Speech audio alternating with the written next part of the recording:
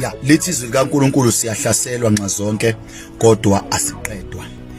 Usathana akanamandla okukushake nokukushaya phansi, angakushake kodwa akanawo amandla to pull you down. Ungalinge uvume ukuthi usathane akushake uze uzuyishaye wena phansi. Lithi izwi likaNkulunkulu noma hlaselwa kodwa kuumusa kaNkulunkulu ukuthi usathana akanamandla okusiqeda, usathana akanamandla okuqeda.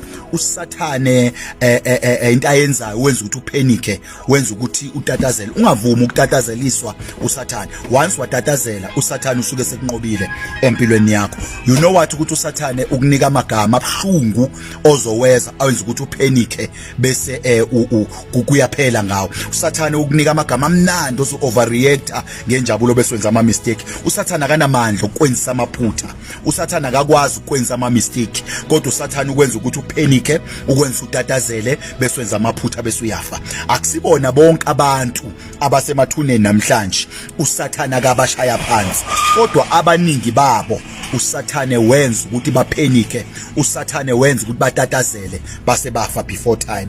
Empilweni ungalinge uvume ukutatazelisa usathane. Amaphutho amaningi owenzile ukuthi ube nophenika, usathane ukwenze watatazela, then you do mistake. God bless you. Bele njalo abathwala bakhe.